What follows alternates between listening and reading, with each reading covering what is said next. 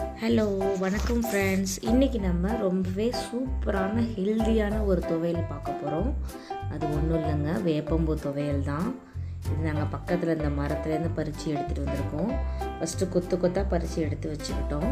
இதை நம்ம வந்து தனித்தனியாக அந்த பூவை மட்டும் பிரித்து வச்சுக்கணும். கீரை எப்படி நம்ம உருவோம் இல்லையா, அது மாதிரி தனித்தனியாக பிரித்து வச்சுக்கணும். பறித்து எடுத்தாச்சு. பாருங்கள், இவ்வளோ நம்ம எவ்வளோ எடுத்தோம், ஆனால் இத்தினோடு தான் வந்திருக்கு, ஒரு கை அளவு வந்திருக்கு. இப்போ நம்ம அதை செய்ய ஸ்டார்ட் பண்ணிடலாம். அதுக்கு நம்ம என்ன பண்ணணும் அப்படின்னா, முதல்ல ஒரு தவா வச்சுக்கோங்க. தவா காஞ்சதும் 2 ஸ்பூன் எண்ணெய் விட்டுக்கோங்க. எண்ணெய் நல்லா காஞ்சதுக்கப்புறம் நீங்கள் வந்து 2 இல்லாட்டி 1.5 ஸ்பூன் கடலைப்பருப்பு, 1.5 ஸ்பூன் வந்து உளுத்தம்பருப்பு போட்டிருக்கேன் நான். அதோட ஒரு 1/2 ஸ்பூன் வந்து ஜீரகம் சேர்த்துருக்கேன். 1/2 ஸ்பூன் ஜீரகம் போட்டு நல்லா கலந்து விட்டுட்டேன். கலந்து விட்டதுக்கப்புறம் வந்து என்ன பண்ணியிருக்கேன்னா, ஒரு 4-5 காஞ்ச மிளகாய் சேர்த்துக்கோங்க. உங்களுக்கு காரத்துக்கு ஏற்ப சேர்த்துக்கோங்க. நான் வந்து 3 நார்மல் காஞ்ச மிளகாய், அதுவும் இல்லாமல் ஒரே ஒரு காஷ்மீரி ரெட் சில்லி போட்டிருக்கேன். காஷ்மீரி வந்து எதுக்குன்னா வந்து காரத்துக்கு கலருக்காண்டி போட்டிருக்கேன். நீங்கள் வந்து இல்லைன்னா நீங்கள் நார்மல் காஞ்ச மிளகாவே போட்டுக்கலாம். நல்லா போட்டு கலந்து விட்டுக்கோங்க. இந்த ஸ்டேஜில் நம்ம என்ன பண்ணுறோம் அப்படின்னா, கொஞ்சமாக பெருங்காயப்பொடி சேர்த்துக்கிறோம். நம்ம பெருங்காயப்பொடி சேர்த்ததுக்கப்புறமும் மறுபடியும் வந்து நல்லா கலந்து விட்டுக்கோங்க.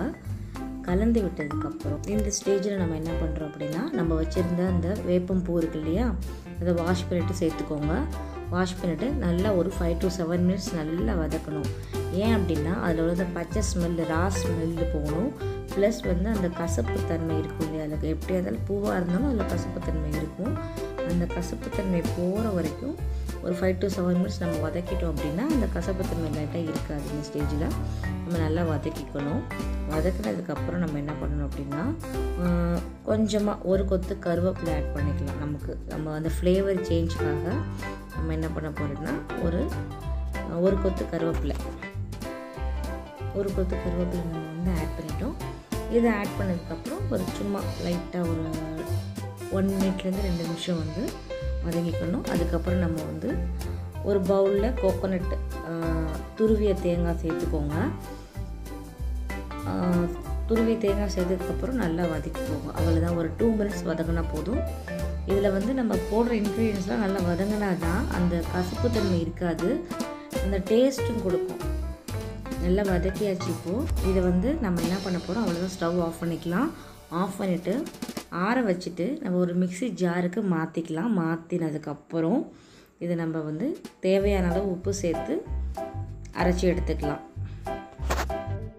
உங்களுக்கு தேவைப்பட்டால் நீங்கள் வந்து லைட்டாக வெல்லமும் ஒரு சின்ன துண்டு புளியும் சேர்த்துக்கலாம்.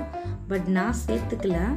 இதெல்லாம் இல்லை, தேங்காய் மட்டும் தான் சேர்த்துருக்கேன். தேங்காய் பருப்பு மட்டும் சேர்த்து அரைச்சி எடுத்திருக்கேன். அவ்வளோதான், நம்மளோட சூப்பரான ஹெல்தியான வேப்பம்பூ துவையல் ரெடி ஆயிடுச்சு. இது வயிற்றுக்கு ரொம்ப நல்லது. வயிற்றுக்கு பூச்சிலாம் போயிடும்னு சொல்லுவாங்க. ஸோ சாப்பிடுங்க, ரொம்ப ஹெல்த்தியாக இருக்கும். இந்த வீடியோ உங்களுக்கு பிடிச்சிருந்தது அப்படின்னா லைக் பண்ணுங்கள், ஷேர் பண்ணுங்கள், கமெண்ட் பண்ணுங்கள். நீங்களும் வீட்டில் செஞ்சு பார்த்துட்டு எப்படி இருந்ததுன்னு எனக்கு கமெண்டில் சொல்லுங்கள். சப்ஸ்கிரைப் பண்ணுங்கள் மறக்காமல். தேங்க்யூ ஃபார் வாட்சிங். ஒரு ஸ்பூனை மட்டும் எடுத்து சொல்லுங்கள்.